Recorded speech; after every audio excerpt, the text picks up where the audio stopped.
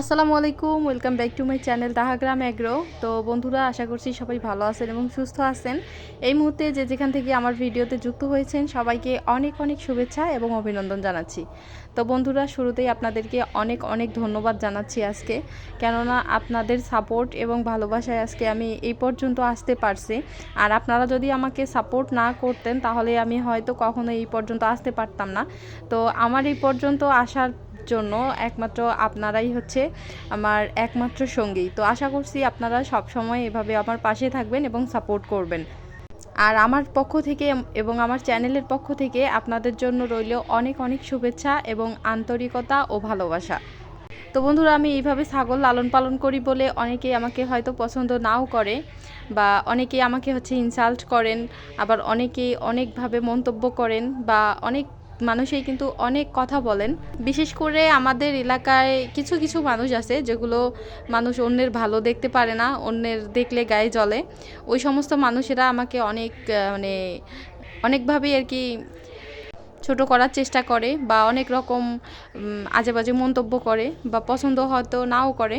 তো যাই হোক, আমার আশেপাশে মানুষ কি বললো না বললো, এক সময় আমার সত্যি অনেক খারাপ লাগতো, বাট এখন লাগে না।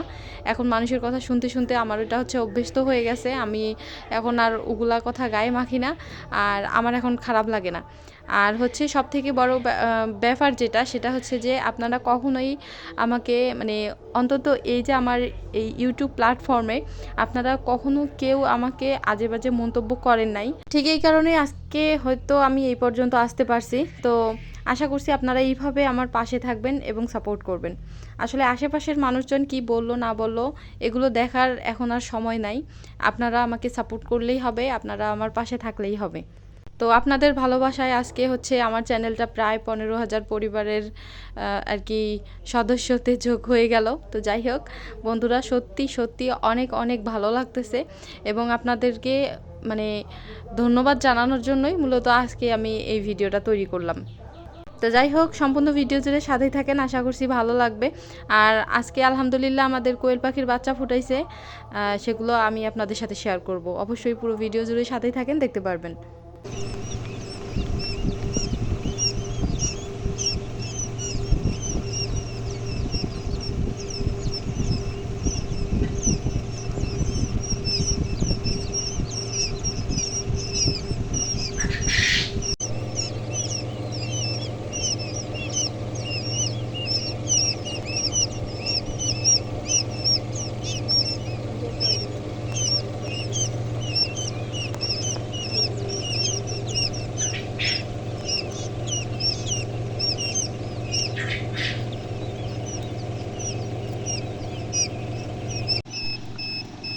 আমার যে বাচ্চা ফোটানোর ইনকিউবেটর আছে, অর্থাৎ এই যে মেশিনটা, এটা কিন্তু বেশি বড় না আবার বেশি ছোট না।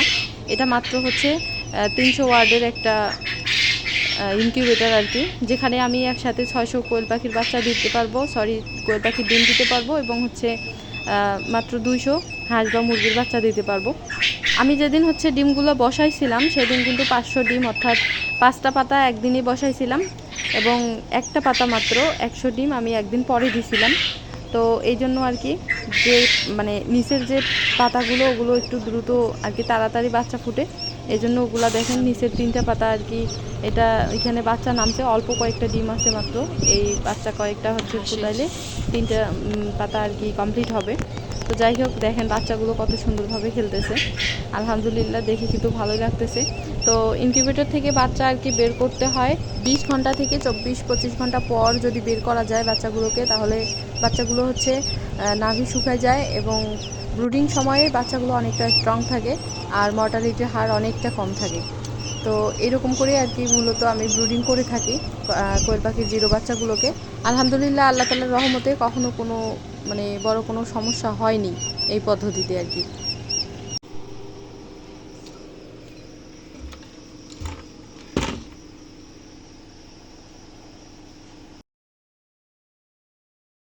তো বন্ধুরা, আবারও রাতে চলে আসলাম পাখির ঘরে।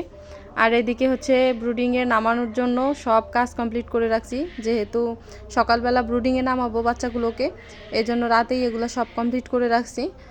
বস্তা, তারপর হচ্ছে প্লান্ট সিট, এগুলো সবগুলোই আর কি কমপ্লিট করে রাখলাম। যেন সকালবেলা আর কি কোনো রকম সমস্যা না হয়, সকালবেলা যেন আর কি সব রেডি থাকে এবং বাচ্চাগুলোকে আমি দ্রুত নামাইতে পারি। আর এদিকে হচ্ছে পাখিগুলোকে কিন্তু খাবার পানি দিয়ে দিলাম। আর এই যে ফিড অর্থাৎ এই যে জিরো বাচ্চাগুলার যে খাবারগুলা, এগুলা এই যে একদম গুঁড়া, একবারে মিহি করে গুঁড়া করে নিছি।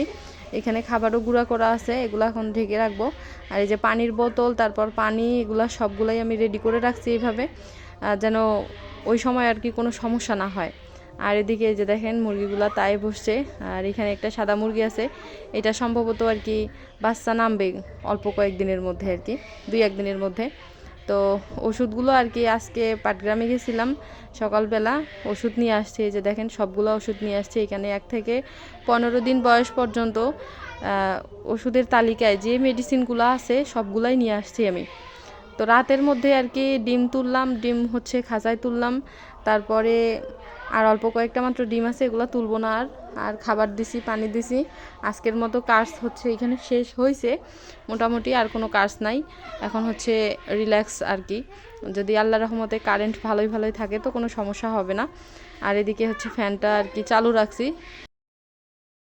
তো বন্ধুরা আবারও যুক্ত হয়ে গেলাম সকালবেলা। এই যে দেখেন বাচ্চাগুলো, অনেকগুলো বাচ্চা নামাইছি, বাট কারেন্ট নাই।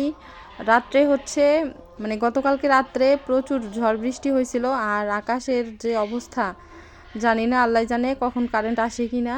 তবে বাচ্চাগুলোকে কিন্তু না বের করলেই নয়, বের করার কথা ফজরে অর্থাৎ ভোরে বের করার কথা ছিল, বাট আর কি 24-25 ঘন্টা, প্রায় 27 থেকে 28 ঘন্টা পর আমি বাচ্চাগুলো বের করলাম ইনকিউবেটর থেকে।